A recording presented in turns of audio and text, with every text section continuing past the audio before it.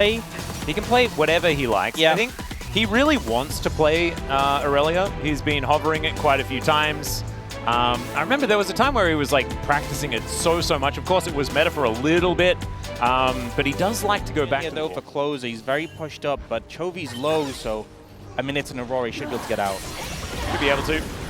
Does get caught there, as you can see, down to 50% now as Canyon gonna try and get out. Oh my god, he's almost gonna kill both of them, which is kind of ridiculous. Lands the Q there as Closer just needs one more auto. That's gonna be it! First blood goes over, 1v2 for Closer in the mid lane. Looks like he doesn't want to go out, he wants to go in, and he gets the kill on the Canyon, who's had a disastrous early game so far. The handback does get the scuttle. Yeah, I don't know who's going to win this one, but with Chovy turning up, it's looking pretty favored towards Keen. Finds the shock blast as Morgan is going to have to come in and he saves his teammate. Oh, Bro. At least a third of one as Bro looking to put on another sandal. Yeah, it's going to move on over, and I think they're just going to try and make sure that they don't lose out on the feat of strength. I think Bro should be cautious about this. They already got one, so it's fine to leave now if they need. Oh, with Closer turning up though, it is looking a little bit dangerous. Deadly Flourish goes wide. As the smite comes down, that is one apiece on these grubs. The last one is going to be given over to Bro by the looks of things. Gen G not wanting to poke the bear too much. We'll be able to win one game to at least equalize with B&K. Yeah. So if they win this one here, even if they go ahead... I kind of expected to see Keen have pressure. Oh, another ulti does come down here from Closer. Hits a whole bunch of buttons and Chovy has to flash. Does miss the cannon though, sadly, for Closer, but I think he's okay with that. Oh, whoa, he's flashing in! Can he get the pullback? It's not gonna happen. So he doesn't quite have the damage there. He's investing a lot. It's gonna be one of those grubs locked down. It looks like it is gonna be a feat of strength though going over to Gen G and a grub advantage as Humbug has given up on going for that one. They did grab the Cloud Drake. First one that spawned. Next one's gonna be up in this turret though, as we can see.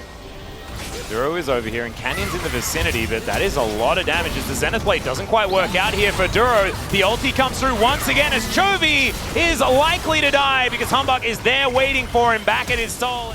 As it looks like Gen G are going to be able to even out the Dragons. That is going to get them another... Morgan, I don't think, is going to be able to stop this one from going down. So that is just feats of strength, or at least being as much as a big objective to watch out for as we were thinking perhaps in the beginning of the season. Yeah.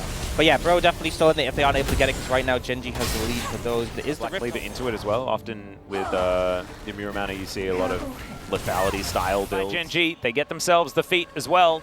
Really felt like that moment was like the classic Paul Walker. No, you still have your root and your ults. Oh, hey, coming in. You convert attack speed to damage. It's alright, we've got a teleport coming in from Morgan. Polo already taking a lot of damage as that Deadly Flourish. Pretty dangerous onto height, but he's able to move himself out of the way without having to invest the cleanse. Chovy and Morgan with the same idea as Morgan. Gonna mitigate some of the CC, but the Solar Flare still going to connect. Vault Breaker comes through. They look for Chovy on the back end. He tries to ult his way out, but Morgan says no! Duro is likely to fall as well, but Canyon's already taken down Polo, but he falls for it, and Closer is also there. Flashes over the wall to pick up another, and just slips between the veils. Can he keep himself safe? That's the question. Is Hype not going to be taken down, but it's great aim from Rula. I think this is one they don't want to give up. Giving Soul Point over, especially when it's Infernal Soul. Oh, and they're going to lose their outer turret as well. Right things in the last fight. As, the Hex Splash opportunity to come through as the Unbound Soul not going to be enough there as the ulti. Oh, nice. They interrupt the Blast Cone, and Chovy is delivered on a silver platter. Duro going in as well. Does have the Eclipse to try and keep himself safe. As now Morgan is spotted on that control ward. Humbug burning down, and Rule is able to take down the cow. Baron, but Arakan as well. And then as a result, they just end up sacrificing Dragon, and now Gen G does come in from Morgan. Right on top of the rest of his teammates, making sure that he's going to be here to assist. As Polo, there's the Unbreakable Will. They've already committed to that button as Stranglethorns come in. They do manage to secure this Arakan, and now Duro is likely just dead. Chovy was looking to come in, but doesn't quite work out there. That shock blast, a lot of value, but no follow-up. And Bro are just going to say, all right, may as well take the Baron as well. Can be a little bit risky as the health bars get low. Yes, it doesn't matter if they die, but if they give up the Baron, that definitely does. Oh yeah, there's the pulverizers. This ulti right into the backline is gigantic from Humbug. They take down Ruler. They learnt from their previous mistakes. And now Morgan dives in. The Baron gonna help him out there as Gen G. They've just fumbled the ball. Beautiful play from Bro there, though. No intent to finish the Baron initially. They wanted to fight with the Atacam buffs. This would be so bro if they lose Baron to a Shock Blast from Keen, but it's not going to happen. Humbug is going to be able to lock that one down, and that Shock Blast is somehow going to miss, as of course it was blind, so he was just trying to find an option. They take mid out of turret as well. When you pay your bro tax, this is what you get. Exactly, and they're going to get Solar Flared as well. Is Humbug going to try and get out of there? Will successfully do so. But remember, of course, you know, it's a quick trip home, as Canyon just gets one shot. Where'd he go? One shot by Closer. What the heck was that? Damage was absolutely obscene. This guy sitting on 3 items. Shadow Flame, I believe, was just completed.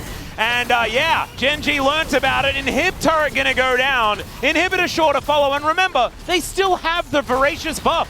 This is still basically risk-free. A bit of map control after what they've done. So the Drake is going to spawn and immediately does go down. Hype now. Good wave clear here for Gen G though. Yeah, Hype just ate a Shock Blast. I mean, this build with the Jace, you're kind of more bruisery. Your Shock Blast don't do that much damage. Humbug is just dead. Okay, there's the 2-man pulverize from Polo, but no follow-up for that one as well because Closer was nowhere in the vicinity. They're looking now for Chovy, who ults his way forward. They get on top of Polo, who gets another pulverize. I just don't know whether it's going to be enough, although the Acathian Rain is making things happen. Hype gets into the backline. He's flashing after Ruler, and he'll find the Void Seeker of Death. My God, that did so much damage, but they're unable to take down the Jhin, who I don't think can even afford to press his ultimate button, because if Hype hits him with a W, he's just dead. And so he's just going to hold on to that one. And in the end, Bro actually make it work. I'm not even sure if they had vision of Chovy, because Hype avoided the ult coming out from the Yone. I'm not sure if it was blind or not, but some fantastic moves. If he got hit by that, oh yeah, completely different fight. You don't pick Jhin. What's a gun? Well, Morgan, he's going to get snared, but not too worried about it as, oh God, here comes Closer with his bazooka. The Stranglethorn's not really getting enough down, as the ultimate now employed by Ruler. It hasn't actually landed any kills just yet. Bro's health bars are starting to fall low though, as now Closer in trouble. And another pulverize here from Polo, which is his death throws in the end. So Humbug and Polo both falling down, and Bro not quite finding the Baron fight that they were looking for there. Yeah, and now opportunity for Gen G to move over to it. They have an obscene amount of DPS on Baron right now, with Chovy and Canyon and Ruler as well to secure. So if Bro want to stop this, they have to move in a fight. Yeah. Morgan half HP, Closer not there. It's 2v5 right now. Yeah, Keen at full health is so scary as well. Deadly Flourish is going to stop him in his tracks. So back to the Baron they go, and Gen G will be able to secure that objective. Manage to get it working well, but Bro just take control of the Dragon.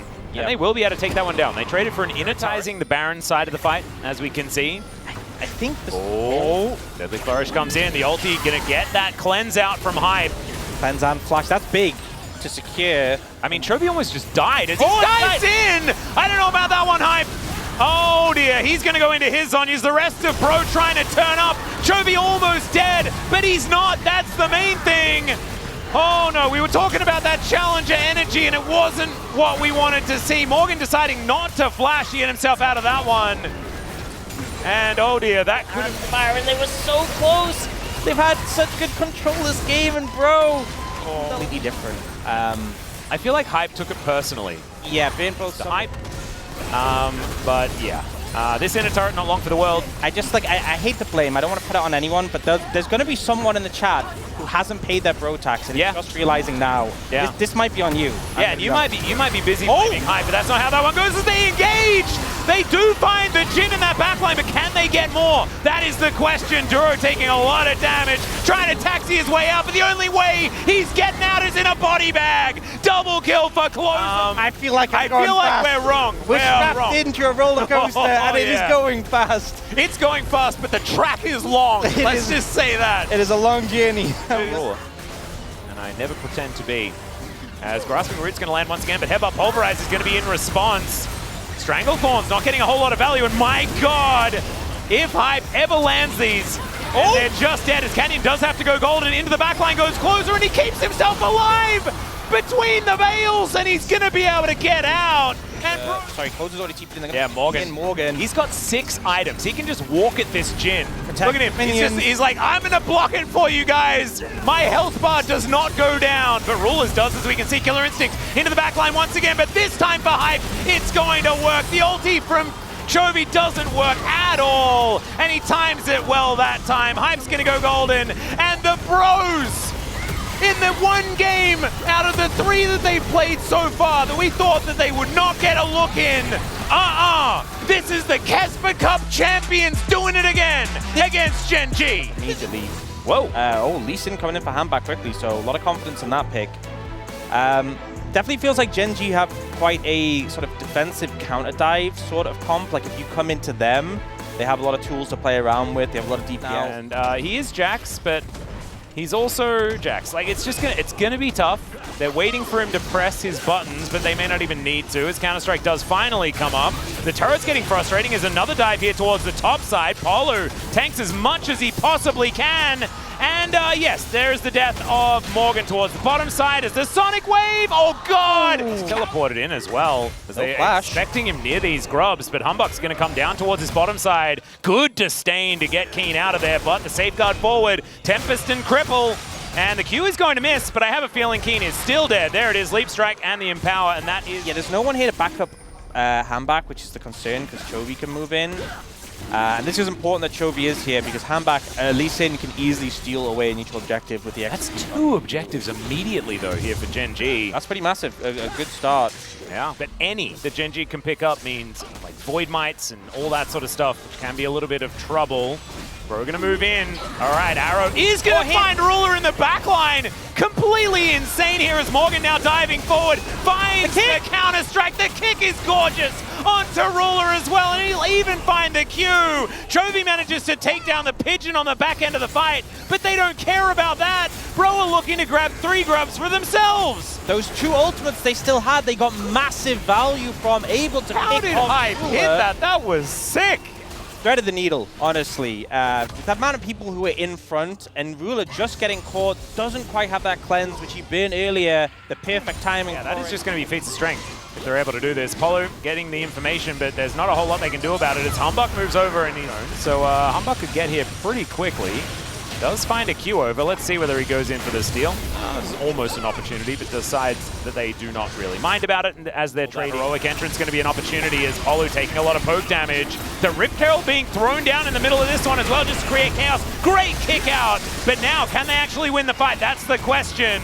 As Polo, the Flash Magnus Storm, but just gets thrown out of there. Beautiful mitigation and peel. We mentioned that Gen G has this in their composition.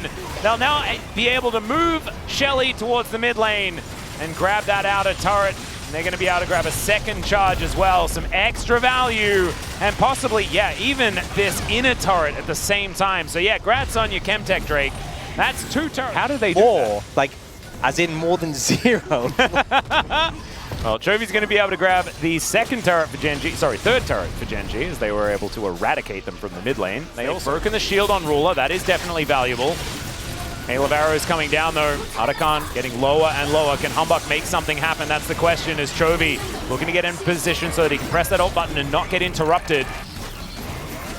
Okay, Keen, are you just going to disdain forward? He is. Let's see how much damage he can actually take here as Polo just gets obliterated. Humbug gets into the back line, but I don't know about that one. Lands another Q, gets the flash kick to take down the Urgot, and now it's Closer's turn to do that damage. He rips through them as Ruler now in the back of this Baron pit, and look at Morgan. Yeah, he might have been adorable there when he was polymorph, but now he's flashing on your face and taking you down. The Hail again do exactly the same thing, but with Morgan on the bottom side of the map, destroying inner turrets. They spot the fact that Keen is down there to answer him as Chovy now moves in. Arrow going to connect onto the Galio here as Hype just standing forward.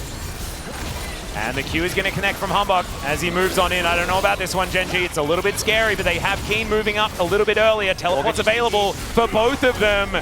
And they've taken over the Arakan. The ebb and flow of this fight, though, you can see now Morgan moving in, spots the teleport. Might see that this is the time. Magnus Storm this time finally working up, but the polymorph is gorgeous. Onto Morgan into the backline. He's stunned forever, but he still has access to that Counter-Strike. And he's still going to be feared beyond death. Closer gets in there, 4 people with the ultimate, and now Hype. Can you do it? Can you be the savior? Can you be the hero? The flash is so good! And the Bloodthirster keeps him. Bro is losing these turrets. Never mind. Hype is just gonna find Canyon. He's just dead. Okay, now a big teleport to come forward. The Emperor's Divide comes down. He's thrown into the blender, quite literally. But now Humbug looking for Keen, looking for the opportunity. And Chovy, he's gone golden, but Hype is still at full health. Can he get the DPS? That's the question. As Morgan, he dives in. He's got the counter-strike again, and Humbug is a monster on this Lee Sin. Chovy almost kills all of them, but in the end, it's an ace for value. But in this extended play, this choke is flawless for Chovy and Keen.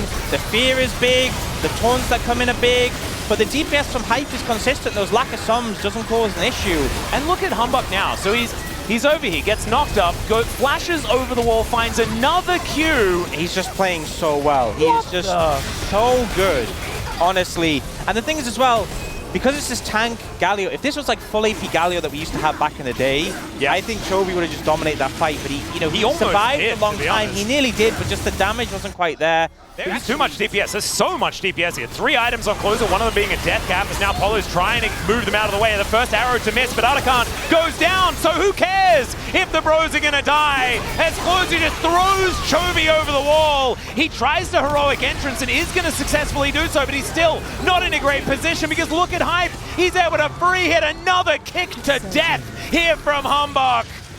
As the bros are just taking no prisoners, man. They're all still alive. No one sent back to base just yet, and they'll be the ones to start ripping through these turrets now.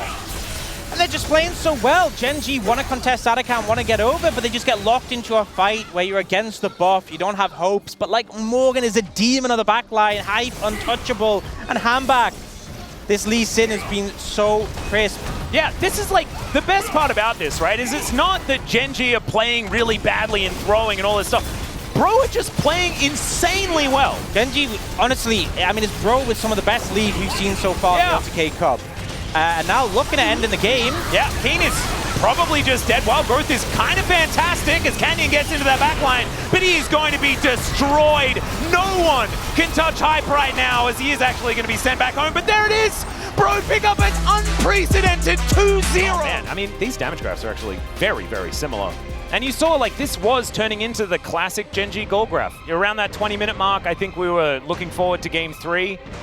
And then the bros just went back-to-back fights, and it was all over from there. And I think it's really the aggressive, just the unwillingness to lose slowly. Yeah. It's such a new thing for Bro, and just saying, look, we're waiting for a winter. There he is. Really finding the angle. And yeah, I think this makes a lot of sense given what he did in Game 1. Oh, for sure. And then that shuffle on the top side of the map, which was honestly game-winning. Yeah, I mean, he made a huge play in Game 2. The game in general wasn't as active. That shuffle was massive, but Game 1, he was an absolute monster. So I think you would struggle to find someone abroad who didn't deserve it, but Closer definitely did deserve it. He certainly did. And I'm just confused about what the power rankings are going to look like. I just know that I did my overreactions that we often like to do. We got a bit confused this year, didn't know quite when to do them, so I just asked everyone to do it a little bit early. We'll see whether we actually use them. I'm glad that I don't have Bro in last place. That's all I'm saying. As Ox is typing in, make sure that he knows what the line is. What's the line? Oh, I won't give it away. I won't give it away. I'm figuring it out, you know. Right. Gotta get it in. Gotta get it in. Brainstorm it. A lot of pressure, you know. I feel like we've had this discussion where like the Korean side really amped up their game when it comes to the POM comments. So we had to amp up ours. It's a bit of a battle, isn't it? It is. And then like the Korean side will comment like, damn, that was a good comment. We need to step our game. It's just I think if Ilias is there though, he's so good at finding those comments. Is now going to throw it over to Dia for some translation of the Closer interview. Thank you very much, guys. This is Dear for the POM interview translation, joined by Closer on the side of OK Savings Bank, Brion. And let's take a look at the OK Savings Bank flag, and thank you.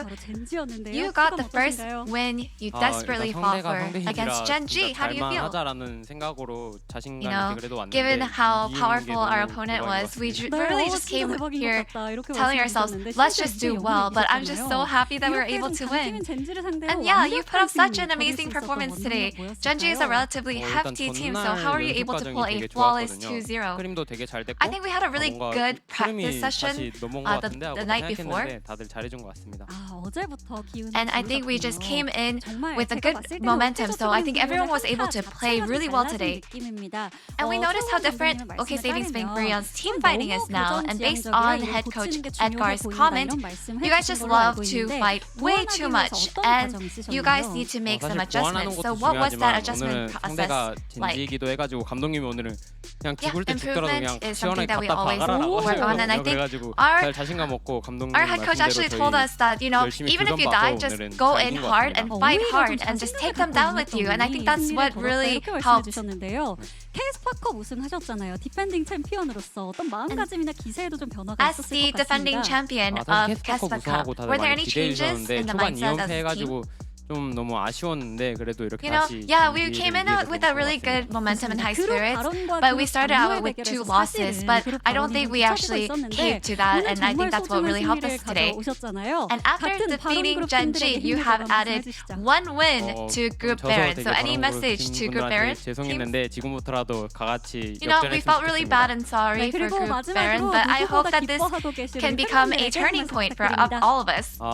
And any message over to the bro leavers out there? You know, I'm sure that you guys have been worried and concerned, but I'm just thankful. Thank you so much for always supporting us. And that's the end of the interview with Closer, and back to the space. Thank you. In steadfast presence can be very frustrating for a Kai'Sa, so you can understand it. Yeah, good into Vi as well. Decent at mitigating Nautilus, and just very tanky early on, especially compared to the Nautilus. As Delight is just being annoying here. Takes a buckler to the noggin. Is okay, let's see whether Zeus can survive this one. The flash out from Lehens. And the fully charged up turret is a bit dangerous, but it should get a little bit less excited. And there it is. First blood going over to Gio, and meanwhile on the other side over towards these grubs now to see whether they can deny that feat of strength, as Gio going to get smashed into the wall, actually taking a lot of damage. Ignite coming down. No steadfast presence was available, but the flash in, and Delight is just going to solo kill him, basically. I think that was like 1 or 2 autos. You were saying even more dire. I think this fits the category as the Nature's Grasp comes through. Oh, unfortunately, they both get caught. It's pick your poison as far as who you want to take down, but Delight is dead, as the turret is going to take him out. And now Peanut is going to get revenge, but the turret is also getting revenge. And so I guess, Gio, welcome back. I think they're going to look for it. Bolt Breaker to come through as Kingen throws down the ulti just to try and clear out some minions, but Gideon just going to die. Kingen also going to die on the other side, as we can see here. And Zeus says... Some grubbies being considered here by Nongshim, as well as Peanut going to move on over. Does find the Nature's Grasp, but the public execution into that backline. Peanut pretty tanky though, and now Viper is there to deliver the damage. Lehens going down lower and lower, and Fisher is basically out of the fight. The double knockup from Zekka as he dives forward. He's going to find another one, actually giving a double kill over to Viper, who's on 5. Remember, this guy hasn't died all season. And half of that is between the 80 carries. And you know, 2.2k. Let's just amp it up. There's an extra set of grubs. And Gideon is going to be able to secure this. So first Dragon going over to Nongshim. Positive mindset. No, I don't think so either, because it means that, like, because it used to be that the top side of the screen was where all the bad stuff was happening. At the bottom side, you can just ignore the other side, and it's fine. That teleport was actually hilarious as, okay, Zekka going hyper-aggressive, and there's Delight again! Gio able to get himself out of the way, but it's not good enough, and what the heck? This puppy is still going! Decides he doesn't even need to press already. It's going to be out of turret secured by HLE. Peanut thought that he was needed, but he was... This turret is given up, although Zekka can unbind the soul, look to clear out the wave. And it's going to be a tough one. As okay, there's cease and desist as the public execution comes through. The flash out from Zekka. Let's see whether... No, he's not going to stay alive. That is just a lot of commitment and a lot of damage as HLE looking to answer on the other side. Yeah, a little bit overconfident. His ult came up literally 2 seconds after he died. Oh, God. So if he had that, maybe he could have gotten away. But yeah, the flash vial is really Gideon saying, I've had enough. I'm sick of your shenanigans. And they will be able to get a tower and an objective bounty out of this. Positives? Yep, there is that. That is. They did lose an inner turret on the top side of the map, so maybe that goes racking up the bounty right now. In the meantime, Viper is 2.9. Those drive-by teleports. That's so fun. I feel like it's Peanut Peanut is just having some fighting. The rest of the team not fighting. As oh, hi Shelly, welcome.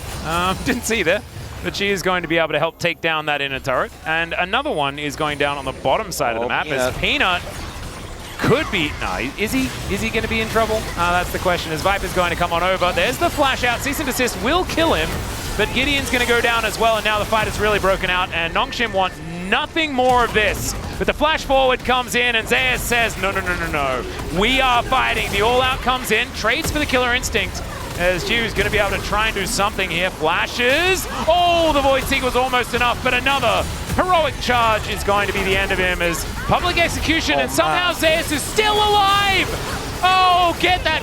It needs to be back in the chat again. I know that we called for it before. God. Fisher couldn't do, he couldn't do any of his buttons because Zeus, you can get that blood pedal, that's value. That's, the flank. Oh God, wait, maybe coming it's working. Maybe it's working.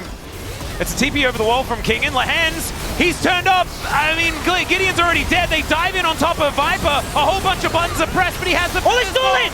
And he stole it! King and picks it up! And they managed to take down Viper there as well. The damage... They're getting Kazante! Oh, God, they're getting mega Kazante. But the Yone's dead, and the Kazante does finally actually die. And they don't really die themselves. Sometimes decides that a smite is just not worth hitting.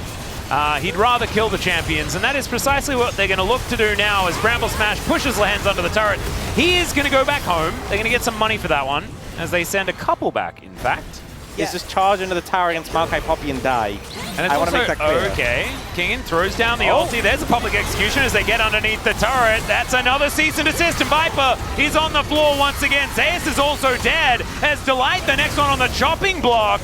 As Fisher, he's just going to be sent home. The ulti comes forward from Zeka, but doesn't find the target, which was Gideon. He's going to jump onto Jiu, though, and he is going to be sent home.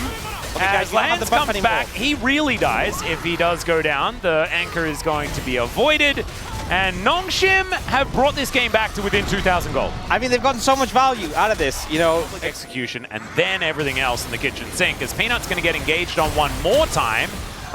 Getting damage half, that's when he's got to be concerned. But HLE are looking a little bit frightened about how this one's going, as there's the ulti forward, giving Fisher a bit of his own medicine as a twisted advance to lock him in place. There are the feats going over, but HLE have taken down the mid laner, and they're looking for a Baron now as an opportunity. Yeah, very weird to hit 25 minutes, Baron spawn, and that's when feats come through. But now down Fisher, no TP as well, so it's a long time before he can be here. HLE are starting the Baron.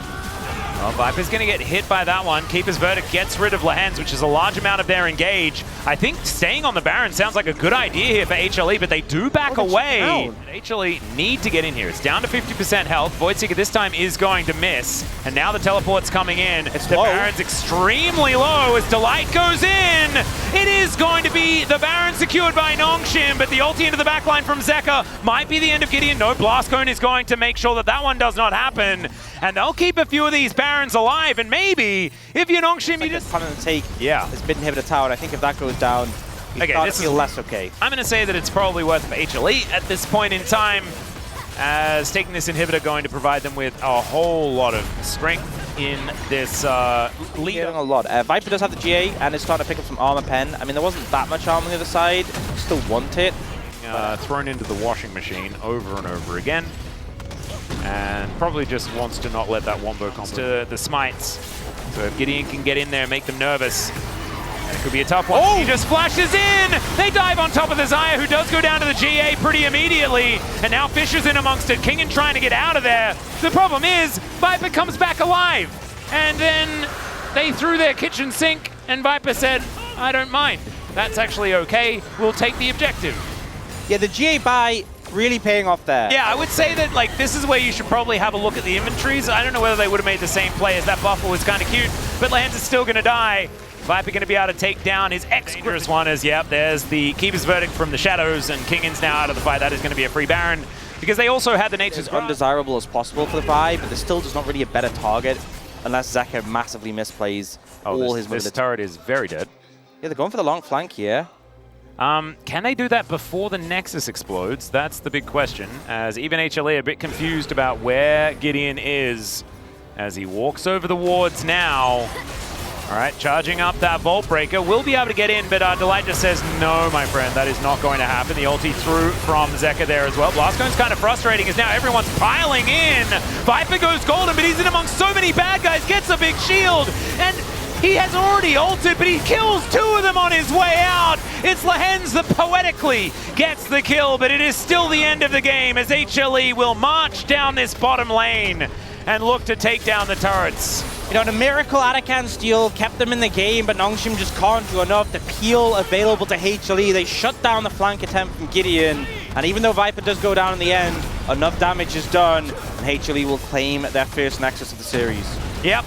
You can see that, you know, the spirits were not too down on the side of Nongshim. Kingen having a bit of a giggle here. I think they knew that they were gifted another chance in this game. Didn't quite get there. Viper was first, but nah, he's gonna Lux it. There we go. Okay, so one of the things here is I think when Nongshim locked in the Lucian Nami, you went into that like, we need to lane swap, because already, you know, playing the Rumble and the Galio play Arakan and the solo queue Arakan. Yeah, maybe it's just a different game. As Peanut explode quickly if you get some free time on the tower, but for now I think Nongshim can be okay. Build early MR and you're still getting toasted by Rumble. Well, Lehens is not having a great time as Peanut is fighting into 3 people. Does have that Crescent Guard like we were talking about. Final Spark misses onto Lehens somehow. Latest first blood. 15 minutes and 5 seconds. Ooh, so we're getting close. Yeah, like as soon as the timer passed, everyone starts fighting. Yeah, like, I think that must have been it. They're like, we're going to break this one. They're like saying in all chat, guys, give it 20 seconds. Just wait 20 seconds. As soon as it passes, like, boom, lock in. Well, they all locked in and didn't really achieve what they wanted to achieve. That is going to be second Drake going on over, and it's a Hextech Soul. It was quite consistent with like rounded numbers. It just feels like you get random numbers of gold. Ooh, Taunt should be connecting here onto Dew. He is going to... No, I could... I'm thinking it's like... Arakan is just going down. Oh, this could be it! Oh no! Viper and Delight both just cooked together, and there it is! First blood at 2050! And it's Kingen that takes down Delight. Zeka now looking to try and stop them from taking this Arakan down as Peanut going to be pushed away. Wind becomes lightning coming on in there. Fisher down relatively low. They get rid of the Azir. But Zeus comes in. That is going to keep Peanut alive. Viper fighting against King, and there are a lot of traps all over the ground. And Nongshim, they give up on the Fisher here. It's looking super effective. As now we've got another fight, as Peanut getting absolutely slaughtered. Gets himself a decent shield though, and in fact his ultimate's going to be coming up very, very soon. King in, getting low as Viper grabs it with a Peacemaker. That was adorable. Peanut going to get spotted out here as Viper's going to need to flash over. He does so. Light Binding not going to connect as now Jiu way too far up, but there's the knock-up from Peanut. That is going to spell his death as now the flash in. The 2-man taunt and Zeka scoops them all up. HLE, I mean, they may not have got first blood, but they killed the rest of them. When it rains, it pours. When we get some kills coming in, HLE clean up, and we'll get that third Dragon of a Hextech Soul, which is pretty rough for Nongshim. They may have been the one. They may have been the one. I think you have to include Bristle because it'd be very weird if Sejuani was just walking around on her. All right, Lens. Okay, is the hole not going to connect? Well, actually, it doesn't. Probably. Because nothing else happened prior to that. As Lehens, he could die, but there is Gideon in the vicinity, and Zeka needs to go golden. Are enough traps going to be going down here as Emperor's Divide delivers a pig towards Delight and Viper. That equalizer actually, these turrets, which is providing a little bit of an issue. Delight immediately flashing out, and I don't even know whether that's going to be enough. Saved is... Okay, Peanut coming on in. Let's see whether he can cause some sort of ruckus as Gideon already going down low. Zeka splits up the fight, but there's a lot of damage from Fisher here. The tidal wave helping out really well. But Gideon goes down first. And now the heroic exit there from Zeus. But they're all on the barbecue! And they just back away as Arakan is left to the Wolves. Or they're going for like a re-engage. I have no idea, but they're sort of still here and sort of not. Zeus has teleport, and so he can make his way back if they would like him to be there. And now they're just going to get gifted Arakan. No, he's going to reset. This is so weird. That was so strange. I have no idea what just happened there, but it was, I think, okay for HLE. Kingen moving in, doesn't have equalizer for the next little while. Zeka's coming back, he hex-gated. Yeah. He's hex-gating again. Oh, he's getting on in there. There's the taunt. It's going to connect onto Kingen, but he is able to cook them. Takes down the smite. That is absolutely huge as now Zeka gets out of the way of the culling, but it's not enough to save the Gargoyle. That's because Bro are the best team in Korea. We knew that from the Casper Cup. Yeah, I mean, they are the Casper Cup champions. Yeah, so a lot of focus on the Gideon to get rid of the smite, and I mean, it is successful in the end. Because they may as well. Peanut, if he can steal it away, certainly still incredibly valuable, as Hextech Soul was, I believe, secured by HLE in the meantime as well, so that is going to be a whole lot of power, especially with the Caitlyn, my goodness. As Jiwoo leading the charges. Yeah, what? I know they can't technically die, but Viper won't need that many shots in order to do it. So annoying. Yeah, Bazinga. All right, in goes Peanut. It's a Gargoyle delivery system as they knock up Kingen and evict him from the area. Emperor's Divide connects onto a couple. Everyone is sent packing. And yeah, you may not necessarily die, but you give over 400. Dealing a lot of damage. Oh man, Zeka going to be able to move towards his top side, utilize these Barons, and yeah, these Ace in the Holes starting to hurt. Still has another point to put in that one, I believe. As oh yeah, he still has the buff, so he may as well take a ticket home. Oh yeah, 4 of them now on CD, and Fisher is doing his best to put his on CD as much as possible. As HLE are just going to continue marching forward because their health bars have not been changed. Because now, connected to every attack, they now have basically an ultimate ability that slows down everyone in an AoE. It's just nutty. This Hex tech, the whole team is slowed. Yeah. Or the turret just explodes. That works too. My goodness. Okay, yeah. Caitlyn doing some damage as Viper is going to be able to finish off the inhibitor. It's a bit of a fake out. It is approaching. Yeah. Well, there he goes. He's going to press his ultimate button. Fisher is desperately trying to get himself a kill as the equalizer comes through. There's a heroic exit that is going to be interrupted, and HLE get themselves out of there. You know, he nearly got. He did get Peanut below half health. He did. Nearly got Zeus below half And health. he made it so that Peanut had to move from where he was going to be otherwise. True. Oh, they make it mid-tier 1. Oh, in trade for an inhibitor top lane. They gave up on it. They don't want it anymore. Okay, then maybe they don't actually have to give away their inhibitor top lane. As Delight also taking way too much damage here. Fisher has come through to do an auto attack. That was cool. Teleport is going to bring Zeus into the fold though. And him as far as the front line is concerned is looking pretty dangerous. These final sparks not doing as much damage as, yeah. Trying to reset, but it's just there. For sure. Okay. Zeka's going to be able to make his way through. Final Spark just to get some vision. As now Zeka and Zeus are going to turn up together. This angle is terrifying. Lucency. Ow. What the heck was that damage? That's, I guess, Viper with 4 items. Did finish that Bloodthirst that we were talking about before. The line of traps comes in as Peanut gets out of there. Does soak the ultimate as the tidal wave is going to stop Delight from walking further forward. But they're using all of these buttons defensively. They're going to not have them for when the fight starts in earnest. Fisher teleports back. It's your time, Corky. It's time to find a win. This is where we do all the damage. This is where we steal the Elder. This is where maybe you just lose as they're teleporting into the base. Oh, the base, to end the game. Kingen needs to go. He's the one with TP. Well, Nexus Turret 1 is dead. Nexus Turret number 2 is dead. Fisher is almost dead. Lehens is, in fact, dead. There's a knock-up onto Gideon as they're just diving forward. They're going to win the team fight and the game at the same time as it's a double to come down for Viper. And Fisher is likely to not die. Wait, he's dead. I said likely to not die. I meant the other way around. Zeka is wanting to kill Kingen, his ex-teammate, before actually killing the Nexus. I think he ran out of minion wave there as well. But he's just going to follow him. And Sukmi is going to help out. And thumbs up occurring all over the place. Oh, the scrap shield! He's scrappy. And the minions, they get it done in the end as well as Leandri's. And so that is going to be Zeka going gold and didn't time it quite right as HLE are delaying as best they can. And that is going to be the 2. Dongshim, I mean, they gave it a crack. They actually did a fair bit of damage here. You can see that the damage graph is very similar outside of Kingen doing a whole lot more, but he is a rumble. But look at that gold graph, man. It's like we started the game. We literally started the game at 22 minutes. Yeah, you can't, it's just invisible. Yeah. You know? That's just, I mean, basically we did. basically we did start the game at 22 minutes. We did. I'm surprised that the damage dealt pre-14 minutes is actually larger, as Viper is going to get it in the end. I'm with you. I think that there was some illegality there, but perhaps, you know, the Korean side didn't well, not that we've ever had, but that we've had so far in 2025, and it is above 20 minutes. It's going to take a while for us to get a new one of those. When I saw that damage on the hands, I was thinking it was like that thing I said, where like not much action happens, everyone just farms up, and then you hit a late game fight, and suddenly you get one shot and yeah, that did happen. That did happen. That's a Caitlyn thing too. And look, I'm gonna be blunt with it. HLE, definitely some things to work on.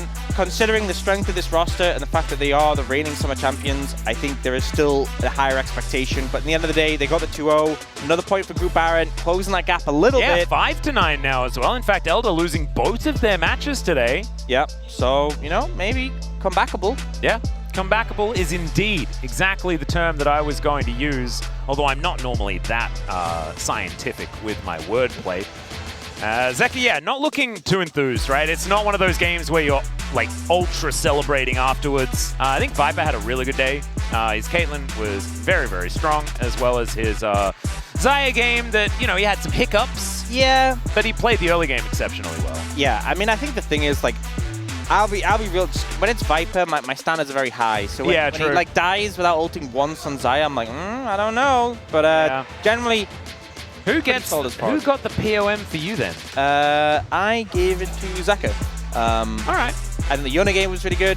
I think Azir, he was solid. Maybe my expectations for Zeka's Yone are way too high. He got that sick triple knockup. He did get that sick triple knockup. He had a lot of pressure. I just think, like, I can't give it to Peanut because of the whole Yadakan incident. Yeah. I can't give it to Viper because the whole didn't ult and died incident. There's a few incidents that pulls people out. The Light had infinitely more deaths than anyone else in this game. He did. And for so long as well. And Zeus played Cassante. Yeah, that's and then Galio, no, I cannot condone. So this is Delight not getting POM, as we can see here in this highlight. And the rest of the plays, Delight actually lands quite a few key Qs and yeah, stuff like that. He played pretty good, but he had infinitely more deaths. Infinitely more deaths than everyone else. Can't argue with it, you know? And he also missed that ultimate in the river that was weird. That was true. really nicely played by Viper. In that moment, connecting the net for the guaranteed headshot. And Jiwoo almost had enough damage to be the absolute hero. You know, I feel like if Lucian Army was still really strong like it was, like, however many years ago, he would have just killed everyone. Yeah. But it's not, and it isn't. They didn't, yeah. This was Zeka getting completely trolled by Lahens. And then himself at the same time. I don't want to talk about this because this this goes against the POM. My POM. So does that like contribute to the illegality of the whole situation or no? As this fight was definitely all HLE the whole time. Yeah. Nice little sweep there from Zeka as well as. This was to get rid of all of the Otacon buffs as Lahens takes. Yeah. Just a very free Hextech Soul, you know. It's kind of like we have that Chemtech Soul vibe, but neither team cares for such a long time. This kind of felt like, oh guys, we just have Hextech. It just appeared. Look at that! Isn't that cool? You know, Jace just he had those little rocks. He's in his lab, and he just comes out and like, I guess we'll have Hextech now. Yeah, that's he discovered it, but it was earlier in the season than we were expecting. Or yeah, it's like, oh, already? Yeah. We had like a whole pop point, and we thought he was going to share it with the people because Jace is a good guy, but no. The monopoly is there for HLE. And that transition from I don't want to be used as a weapon to using it as a weapon went very fast. It did. I just He's feel like, hey, Caitlyn, got a sniper. The plot progressed so fast. Very quickly. It feels like they condensed Season 1 and Season 2 into a single game. It was a great synopsis, but I just didn't know it was a synopsis. It's like there's people who are like, oh, I watched it. Like, you're like, oh, have you seen Arcane? No, but I watched, someone summarized it on YouTube in like 30 minutes. Yeah, exactly. I watched the YouTube video explaining it so that I could talk about it with my friends. So you didn't watch it. Yeah, exactly. Didn't watch it. Like, chronically, you know? At this point, it's got to be the most locked champion in these 1v1s. It's been high priority. If it's not picked, it's banned in almost every single series. I think it is actually just every single series we've seen at least one form that was a much more tame version of these 1v1s. You're looking for, you need at least 2 kills or the 100 CS and turrets taken, and we're already throwing hands at level 3. Good barrier comes out from Linfeng, forces Scout to flash away, but not close enough. Marksman 1v1s. Good jump there from Linfeng to secure the healing pot, but these Draven axes are really starting to stack here with the lead here for Linfeng, and I expect Scout to maybe try and force something when his barrier comes back up here, and immediately on cue, burns that barrier in a trade with Linfeng. So with that Ignite barrier Corki, big summoner advantage right now for the OMG mid laner. Scout does have his flash coming up, and you do have the ultimate from Scout, which is an execute with how many Draven stacks he has, but he's going down. Yeah, the double summoners, the Ignite, and the Linfeng, come on. I also just don't, I mean, I don't even know, it's going to take you forever to even get to this Triforce done, but hey, it looks like it's doing work because Scout takes a very bad trade and has to burn that coveted flash. See the timer. Some smart people at home may say, Alk, stop being an idiot, just count the minion waves. To that I say, that's for nerds. Okay? Linfeng's just gonna take the turret. Wait. Yeah. I don't know. It's gonna go down. He's got the barrier up, and there it is. One turret, the first ever. Teams that have shown a lack of Aurora priority. So already we're seeing that here in game 1. What are JDG going to be looking for? If you're picking up this Vladimir, again, we're waiting to see where. Schwinn on the other side, he's still got camps clear on the bot rotation before he can even really think about going for that dragon. I think that's a season 25 diff right there. I mean, the minions dealing more damage. Hung, walk over to the objective. Yeah, I was going to say, we don't care about the Vladimir, but he still just drive-by steals it, gets the dragon. All of a sudden, OMG now think they can turn for the fight. Between Worlds thrown down, it's forcing the Sanguine Pool out of Scout, which will provide a bit of distance as Alla and Starry get into their own 1v1. Not enough lethal damage just yet, but still another early game. Level 6, which is a very big ultimate to have. Pays with the arrow now. It's going to have to land onto someone if they want to find any kills here.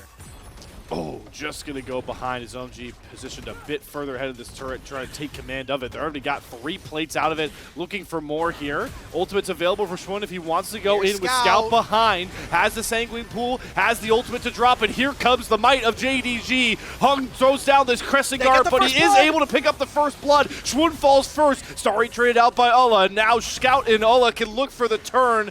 The Scout's looking for rear up with a big Q damage, heals a bunch back. Alla doesn't get a big punch, and here comes the turn from OMG. Alla swings in for 1, but he wasn't ready for Linfeng on the side. And OMG back for JDG. They need to go perfect on these epic monsters, and they're looking to at least punish Hung here. But a flash out from Shooties, he gets chased down by Moham, gets the knock-up charm Rakan combo, and now it's lights out for JDG. Missing falls as well to the might of Starry, and that's going to be all. It was definitely close, though. Pays' volley might have nearly taken it, but Hung's looking to get his revenge. Follows Pays over the wall for the flash. Pays has 2 deaths in the LPL so far. Here comes the third to Linfeng and company, knocking down the bottom. OMG looking to get as much gold in their pockets and fight for this Herald spawning in 2.5 minutes.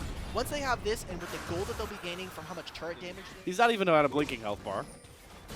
Hung's here, they're going to try and find an engage. Hung and Mohab again combining for all the setup to lock Shun out of his own jungle, and just like the last 2 times, it's going to cause miss. What a banger of an opener here coming up against JDG. We joked about it during the pre-show. We did not expect for OMG to be able to be this dominant so far so early, and Pays almost gets tagged there. Oh! The electrocute. If maybe that was a Blackfire Torch, or we had maybe like a Leandri's early, that could have been a kill. But I think a lot of cool stuff happening in. Whoa! Oh my God! OMG, we're trying to fight here. Yeah, they're flashing after missing, using the blast cone, then flashes. Glacial Fisher down, missing, buying a lot of time and space here, but it's just not enough at this point in the game. The item difference, the gold. I think of LGD versus AL. I think of some of the RNG FPX series as well. Those have been very difficult as Linfeng, and he gets out. The already coming across. I mean, this Vars is already at that first major power spike. Who is the other team? It was actually Weibo up against AL in the Demacia Cup. They won game 1. More time is kind of given to them throughout the season. Tank v tank, who's going to get the reinforcements first? It's going to be JDG as Shun shows up, commits the cease and desist. But remember, this is Cassante. How much time can this tanky bruiser buy? Not enough for now, and that teleport is coming through for Linfeng. And I don't think this Aurora's got the juice to really find these trade kills. A gift of back-to-back shutdowns and some light at the end of the tunnel for JDG. They're going to grab themselves a turret. They got the teleport as well from Linfeng. Huge mistake coming in from OMG solo laners, but it'll open up a Otacon started. This is going to cost OMG. Yeah, I don't think they're going to be able to get it on their solo laners. It just takes too much time, and look at how much of the map right now that JDG are getting. Mid-tier 1, bottom tier 2, a massive influx of gold here coming into JDG that opens up so much of the lead that was here from OMG. But now we're seeing back to live, 6 grubs, you've got yourself the Otacon respawn on 3 of them. How did this make Everyone it to get live? their riots. Yeah, we need to nerf this already, bro. We got rid of Chemtech Drake for less. Oh my god, but JDG still want to fight through to try and claim some of these small bounties, but they're getting cut down under their own turret. Big Crescent Guard through the Aurora damage is nearly enough for Linfeng to be gifted a pair of kills. Good Vault Breaker and Flash from Shun will get him out for now. Alla's going to try and pick up some of these voracious Otacon revives. Gets 1, gets 2, gets 3, and guess what Alla gets for all that? Dry brush, Scout showing, and it's going to be very tricky for Shun here as he is out of vision. And I want to see how they're able to turn this fight for the side of JDG. Sanguine Pool out of Scout for now. That one get out of jail free card for the Vladimir. Keep your eye on Shun though in the background trying to find the flank, but Harry is going to spot him out, and that's a 1v1 that Shun just does not win. And we've got flanks inception going on, but both have been cut out. What a turn from Paze. Doesn't let Linfeng even try and go for the big Aurora combination. And now JDG breathing some light here, stepping up, taking control of this dragon. Flashes be damned. They find the pick, and they should just pick up this dragon. Somehow Shun gets away from Harry on the other side of the lane. Great use of the ultimate means that he gets the unstoppable during all of this. And now we're going back to live. JDG! It's Moham looking for the X Factor he brought in the early game, and he's got flashes out of Shun and missing immediately. Between Worlds used, not going to hold Scout in place, gets a huge heal for a ton of his health, and then goes right into the Sanguine Pool right when you think you have Scout cornered. He turns it on its head. Ash Arrow down. Pace is starting to spray and pray his way through the fight as supports get traded, but it's JDG stepping up, finding their time, finding their moment, and it's through their carry. Scout and Pace are unrelenting. 5K gold lead be damned. JDG are back in the driver's seat. They don't care if they are down however much gold. All they need to do is get into a good was one of the players on SKT Telecom 1 when they were kind of playing in Korea. We're just blowing Moham out of the water. That is no Braum. He cannot survive. The Crescent Guard through from Hung, trying to at least block out the Pace damage. They do trade Shun out as well, but Alla trying to step up with that tankier Jace. Missing jumps in front of him with the shield. Scout into the backline. Does not heal in time. His ult doesn't bail him out. So how does the fight look now for OMG without the Vladimir to deal with? Hung says it's mine to take down with Starry. This game is wishy-washy as hell, but OMG, they are not wanting this game to go anywhere near an end. We're at mind on as this game goes forward. How much impact and space does Scout buy? How much power and a punch does Linfeng and Starry bring? These carries, the damage dealers needed. And how important is it for Hung now? They've got the purple banner, but this Xin Zhao that's so hard to knock down. I kind of love this early GA rush with how much space the Crescent Guard can buy OMG. Yeah, 6 grubs alongside this Baron is also going to make it very easy for them to knock down turrets. So all of the outers no longer available for JDG. Oh, Shun! He wants Starry. Glacial Fissure gets the knockup, but none of the damage dealers are getting towards Starry. In goes Scout now, but he's lost his jungler. Starry is just a juggernaut that nobody can touch. He's chasing Scout down on the other side of the fight as the rest of his squad blows JDG out of the water. This ace is gonna seal it. OMG, upset game 1. Ace and time to send them to the great screen. Oh boy, we've got a series on our hands. We thought this was going to be a JDG 3-0. If I looked at the talent predictions, everybody's got this going at least for JDG. And they've just taken it in convincing fashion. A great early game, maybe a suspect mid-game there, but they close it out in 31 minutes, 23-10 versus JDG. Man, I don't care how much of a gold lead JDG's holding. Unironically, Linfeng on Aurelia would have slapped here. I think he would have had a huge game to play. The only problem is maybe you're playing into Alistar, but the rest of this JDG team, I think, would have not been able to stand up to you. It's going to be that Smolder. This thing's not too far behind. Moham will spot him and Pace coming across. Starry's got to be careful with how much forward he wants to go. But Shun is far too low. Ignite, one more flash, and Moham's at it again. First blood over to OMG, and Shun is in complete disaster mode. Oh, remount comes across from Moham, and Mystic's flash goes down. Next target is going to be Paze. He's got his flash available, does immediately burn it, does not have the arcane shift. Moham. now that they know Nidalee's there, guess what? That's a full grub take here coming in from OMG on the first. They did with the buffs, right? When they made that blue buff and red buff were both global, that's what they were looking for. Okay, we're going for a dive here on a Harry. We're going back to this well. Harry does get a good knockup, but does need a max range spear, and this time Shun's got more than enough damage. So nice, had to try it twice, and they get the job done this time.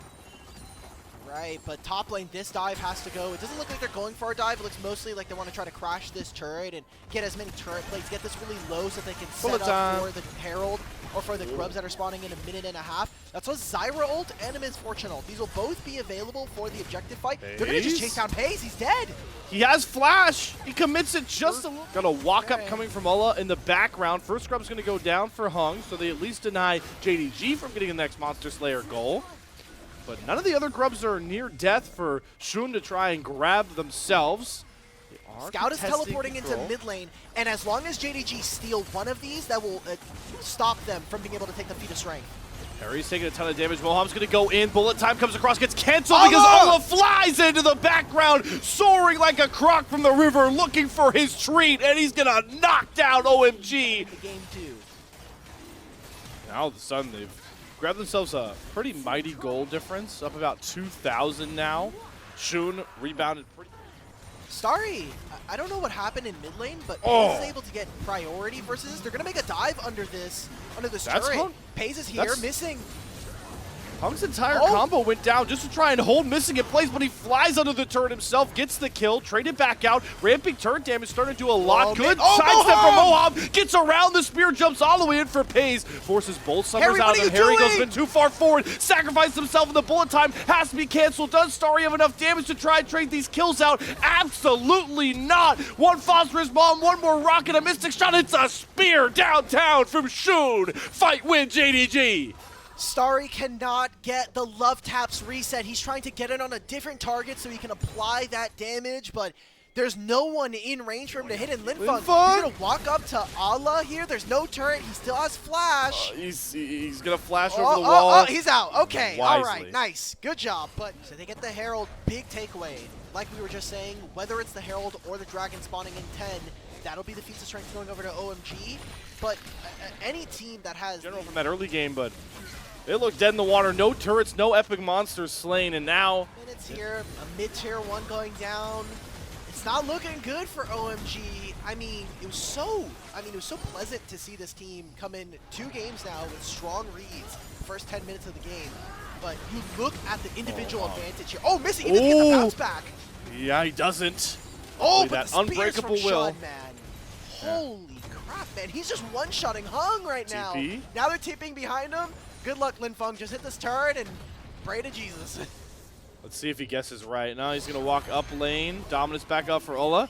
No way out for Baby Dragon this time. You're stuck in the river with the big chomper, Renekton. Oh, he TP's out. I didn't even realize. Wait, Harry just TP'd in. We just did a full switcheroo. It's a complete switcheroo, Harry. Oh, my friend. They don't have dominance anymore. Now he flashes. Ulla follows. Shun is coming across from all the way mid lane. What the hell is going on with these TPs? How does Harry...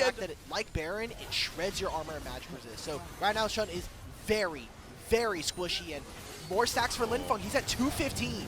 Oh, Harry, that's not the dash in again, my friend. You went face first into both marksmen. Harry sacrifices himself. We see Call the Forge God go for nothing. Linfeng uses Mom for virtually nothing. And that is all the way back from the grave. JDG with Otacon. And now, feats of strength booth upgrades. Voracious Otacon. Actually, no, they don't get the feats of strength here because they didn't get the full camp. You have to get all 3 from one camp of the Krugs on the opponents, and doing it in a style that I feel is... They're doing it in a way, like I was going to say, that feels very in tune with the champions and the players that have on their team. You're having Paze on this Ezreal. He's kind of able to freely do what he wants in fights. You have Missing on Engage, Shun on a kind of a psychopath jungler that also likes to farm. I think he's most well known for his Kindred, but Nidalee, obviously, he's doing really, really well in the games we've seen so far here in Season 25. About another 20-ish seconds left on Ruinous Otacon's revive for everybody but Scout.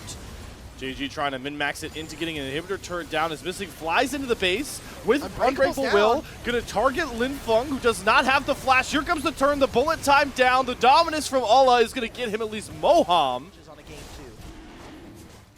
2. Linfeng does have the execute over the stacks threshold. You got two pretty powerful. GG are going to turn onto that Baron, but how do you walk in here if you're OMG? There's just so many projectiles to worry about. They at least do force a reset off the Baron, but Allah's going for the flank of a century.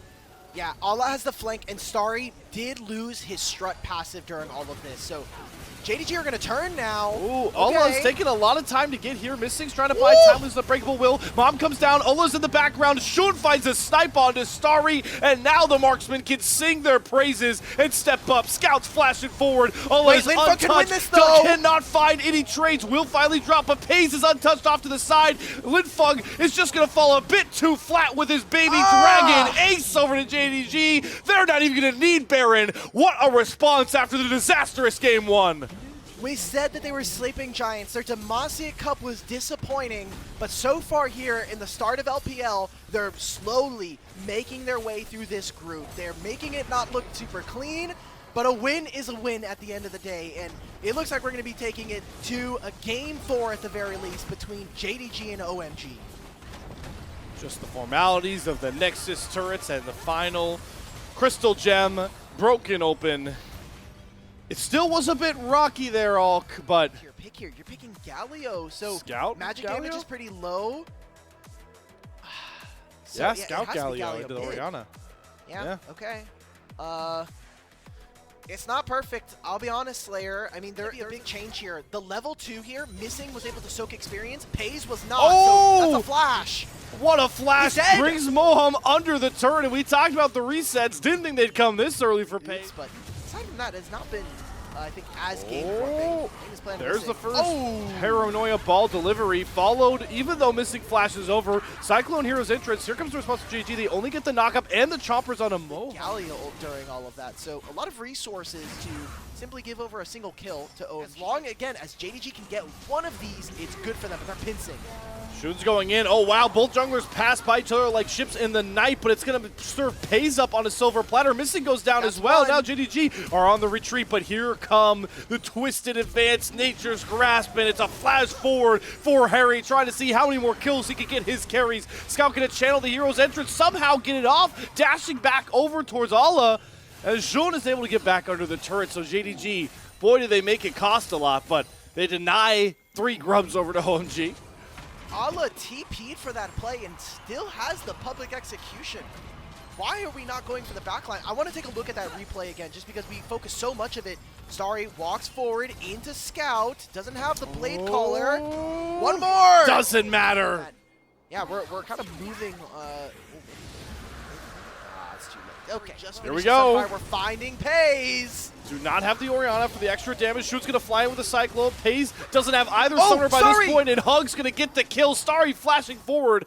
Maybe a little ill-advised, wasn't needed. Have the Nocturne ultimate, even with the experimental Hex plate, it's still gonna take a little bit before this objective or this cooldown is back up. Linfeng takes Paranoia play here. Just makes Hung very easily not capable of making these plays. Man, Pays has just put in a hurt locker this game. Scout, though, is going all out to try and trade out Starry, but this is Tank Galio who doesn't have the damage, so Shun brings it in. And this time, Pays' death shouldn't cost JDG too much, but Alla, maybe a Rift Herald breaking down the mid-tier 1 will add a bit of extra insurance. Certainly does in the gold department. I mean, if you're able to show up against JDG, that's a big win. Whoa, Missing and Shun are going in very hastily with the Galio ultimate, but that's a huge shockwave. Linfeng, as you called out, has the big play, but doesn't result in kills. They got Alla to deal with in the backline, dashing in and out, cooldown reset after reset. The power of Arcane is in the hands of Alla, and they're trying to hunt down the rest of OMG who are scattered to the wayside. Pays steps up with not enough damage, and it ends up being a dead even split fight. Wait, I think we have our first Ruinous Otacon here. We finally had enough damage in the early game. Maybe I'm just getting baited by the icon, but usually it's the orange one.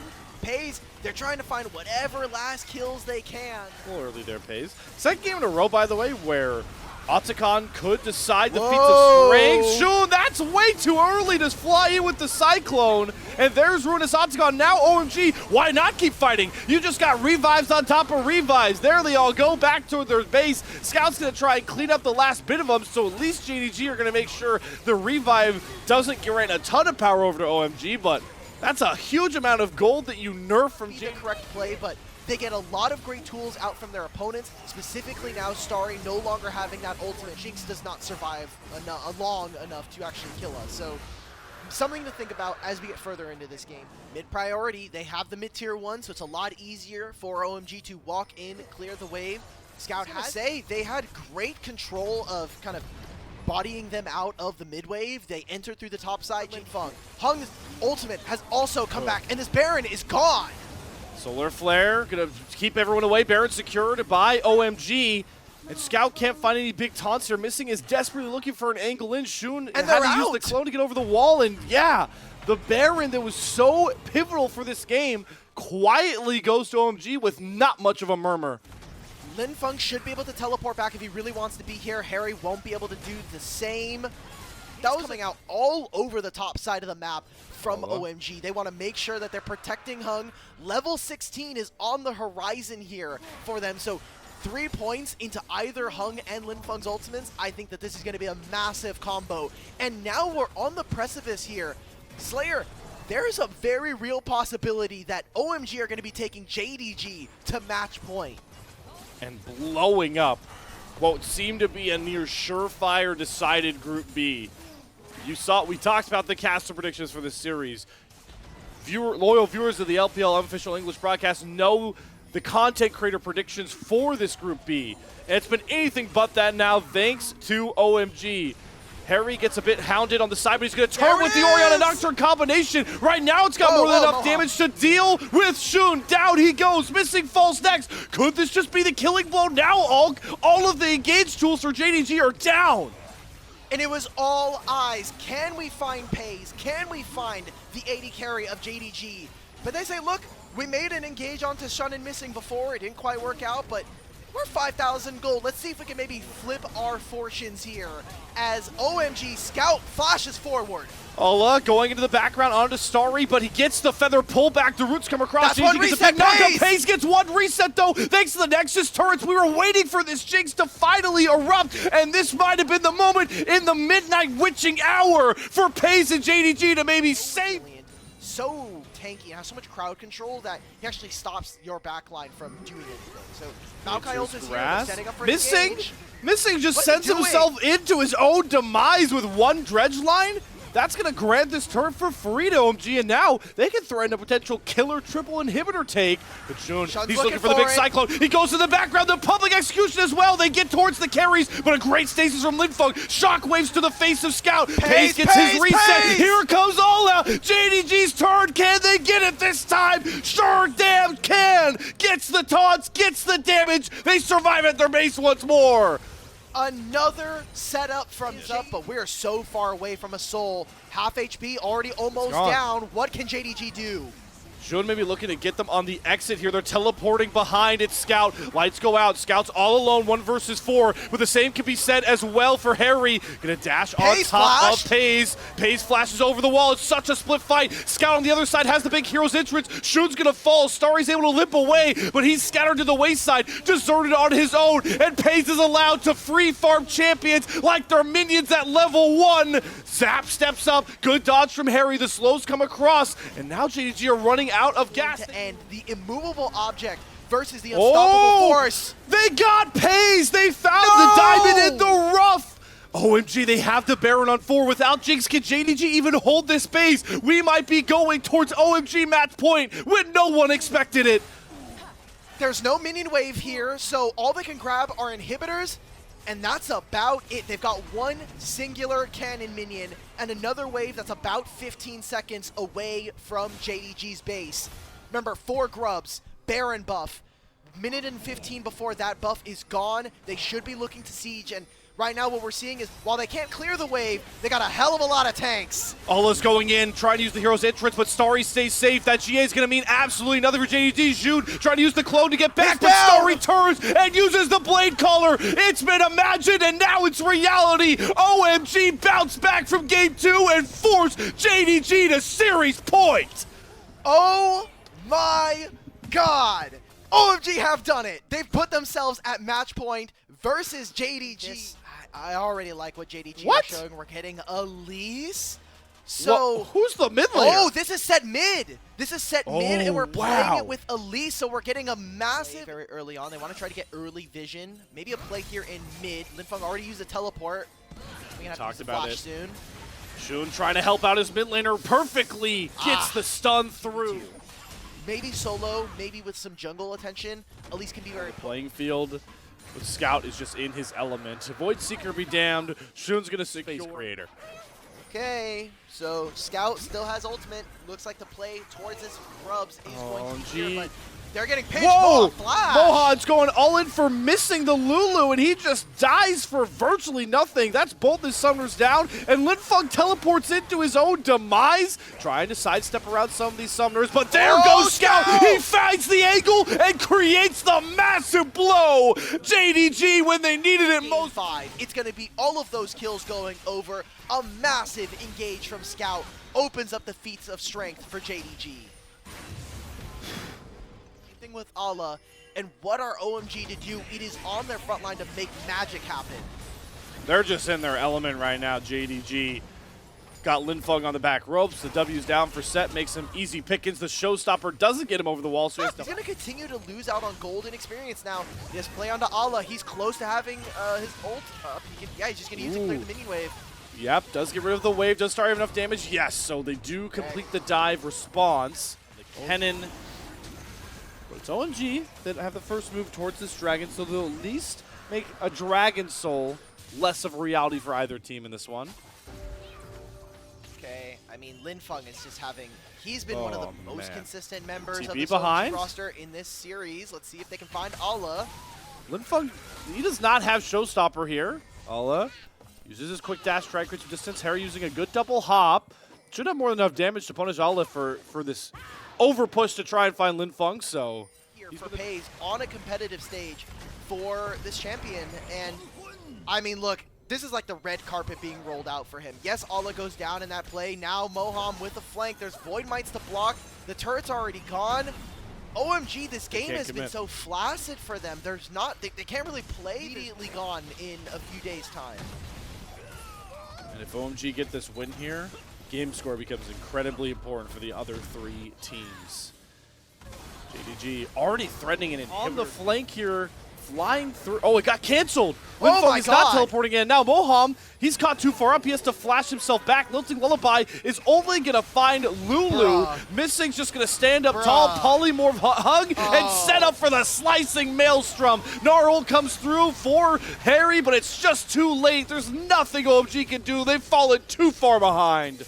Yeah, it's 17 minutes. Let's wrap this up and get ready for a game 5. I think we've had some breaks and some pauses that have lasted longer than this game. Scout, put the hands on this rookie. Hard to find faults here in this game with how dominant and how one-sided. Should be soon to fall, not too far behind. Scout in the picture, diving Harry, and he's just dead. He doesn't even get to go Mega. Scout is got a killer instinct to him right now.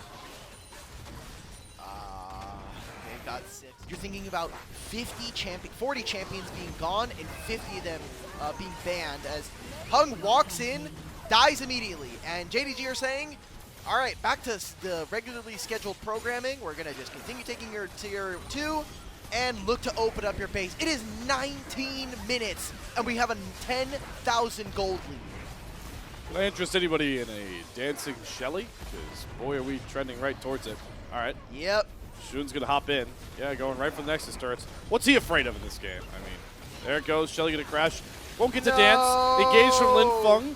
Going to get the showstopper. He doesn't even get through the ultimate, though. Face just burns him through it all. Scout's diving between 2 Nexus turrets. Let's go next, everybody. Game number 5 for the first time in the LPL split is on deck when we least expected it. And the JDG Masterclass Game 4 saves them for one more bout onto Summoner's Rift in the quickest fashion the series has seen. Bring on Silver Scrapes. Otacon just spawned, and we're hitting their Nexus turrets. Look, masterful gambit from OMG. They've secured a Game 5 where there's no Yone for Scout, there's no Lulu for missing. Sure, man. Like you said, let's get the Silver Scrapes. 20.5 minutes is going to be the game time for Game 5. Make it look huge. Mordekaiser guy, lock it in for Ola. He just wants to dominate the 1v1, pull whoever he wants into that death realm and eviscerate them. I love that call for JDG. That's the killer type of mentality. While Shun does have the advantage, I mean, you're looking at mid now. Pantheon's here. Oh, Linfeng's turned this on its head. Tons of healing, but Shun comes to bail out Scout. First blood. At least guarantee a split between the first two epic monsters towards that Feats of Strength. Shun is going to have all the time in the world with this dragon. So we're going to do the classic Season 14 trade. First grubs for first dragon. It feels so weird. We haven't been able to see it in this series, and some of our other series have also been a little wary. Infinite energy, basically, or infinite resources. Starry's got to be careful now. That's Scout 1 versus 2. It's just too flawless, but he falls just short with the 5-point strike. Starry flashes to create some distance. Missing has the health bar to come up here and secure the kill. What is this the healing isn't enough. The cleanse. No, the mantra Q to the dome gets missing the kill, but it should end up costing him. Hung is trying to run in with that steadfast presence. Good speed up from Karma. The shields, the smite. It's not going to be enough, but it's Linfeng from the backside. He has a stolen perfect execution, but he can't use it on this. Missy doing a fantastic job of just being a living ward. All he has to do is stand in front of this bush, check who is walking forward. Seems like OMG, they want to try to make a play here. If they can contest at least one, it's a big win, but Shun grabs another grub. Grabs the first one, Hung has to flash out. Big tidal wave does hit Pays. Linfeng goes in, but they're just going to lock him down with the Pantheon. The bubble holds him in place for now, but JDG now gets to run wild. Here comes the curtain call. Scout's damage is enough this time round. Big knockup comes from Harry, but all is trying to take up all the damage for his team. Grit shot goes wide, and JDG do walk away victorious, but by a thin margin. Hung made a massive misplay in that fight, and that was utilizing his ultimate while it's charging and flashing, which means it goes on full cooldown. A Poppy ult in that fight could have been a game changer. Scout was very close to finding a ton more damage as Starry shows off his full kit, making sure Missing gives him some respect, but the Deadly Flourish lands back from Pays. Heal to speed them up. Clutch Bubble comes down from Moham, but the cleanse still has to be used by Starry. Here comes the Starfall, but a great stun comes in for Hung, and Shun should fall. The healing from the Karma, and the Bubble will... He's starting up this dragon, so that'll be a feat of strength going over. Starry moves forward. Oh, the tidal wave gets two with the Harry knockup into the bubble. It's marvelous. Once again from the OMG bottom lane. For OMG after finding an opening through mid. Legendary items coming through from most of these members. No fear to be able to walk forward. Oh, Linfeng causes the cancel from Pays. And now they'll curtain call. We've got Otacon and 2 of your champs. Hijack Death Realm from Linfeng. Getting pinged, so there's a teleport behind. OMG are 4 versus 2, now 3 versus 1 as Ola is in his own 1v1 with Linfeng. Here comes Shun. JDG to the rescue. The cavalry has arrived. Here's our very big first breaking point. Ola's cut off by the rest of OMG, and here comes the Scion riding on in, maybe a little too far under the turret. Otacon mere seconds away from spawning, and for now, OMG have the numbers advantage, but do they have the health bars? Scout's going in. Hung trying to hold him in place. Here comes the curtain call. Scout dashes to execute Starry. The curtain call shots are on point. JDG blow open the big bad Game 5. And they grab Voracious Otacon. That was the fight that JDG were looking for to put Game 5 in the back pocket. It started off so well with a pick onto Ola, and it was so close. Scout with 150 HP is able to outlast the Poppy W. So they'll grab the Otacon, a tier 1 in top lane. And man, this differential in the mid lane is too big to ignore right now as JDG are 5. Oh, heal out from Pace, create some distance. Remember, JDG, they have the Ruinous, Teleports Voracious revive if they want to fight. That's why they're looking for the turret keepers. Where it gets rid of Shun. They get a good lockup onto Uller. They're going to burn his health bar again. But watch the bottom of your screen. Scout doesn't care about your turrets, doesn't care about your series score. He's flying in to eviscerate OMG. They all pop under their own turret. JDG come to play when it's game 5. Give them the ace home. There it is. That's our sleeping giants finally roused from their slumber.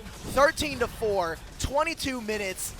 And Slayer, we've got an 8,000 gold lead, and they still have 4 Otacon revives.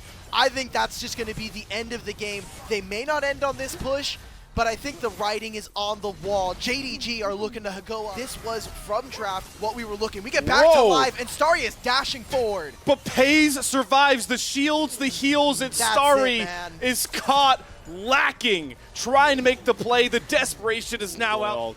Another killing blow coming in. Shun uses the Grand Stall Farm. Moham is gone. That's Sushi on the menu. 1 down. And it's Scout once again. A Legend of the East flying in to find the killing blow to eviscerate OMG. Ola finds the kill onto Starry. Harry being hounded. Linfeng using a blast code just to save himself. But will it even find that mark? No, the curtain call for Pays snipes him home. JDG have fully awoken, and they're going to grant themselves that 2-0 in record time.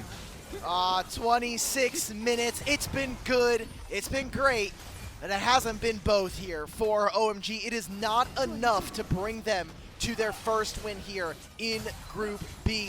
They will fall in Game 5. And JDG, hey man, you got there in the end. A win is a win, although it hasn't been as perfect as we want. Hung is going to delay it just that much longer. A shutdown going over to Starry is going to spare, and Scout still not up for 15 and does not have the teleport. Goes into the stasis, Pays off to the side, trying to get these crit shots going. Only gets thrown against the wall. Another pick over for OMG. Scout is still for the base here. Now it's Shun missing and Scout. It doesn't matter about the Baron, doesn't matter about the kills. Just cancel the back. End the game. Don't allow OMG to get back. What a finish. The Grand Stall for Shun. Perfect calculation from JDG. It may have taken all 5 games, but a sleeping giant of the LPL has woken up when it mattered most and writes themselves in the history books as the only team to win a Game 5 in full fearless LPL. Let's go, JDG. You got it done at the very end, and now we're looking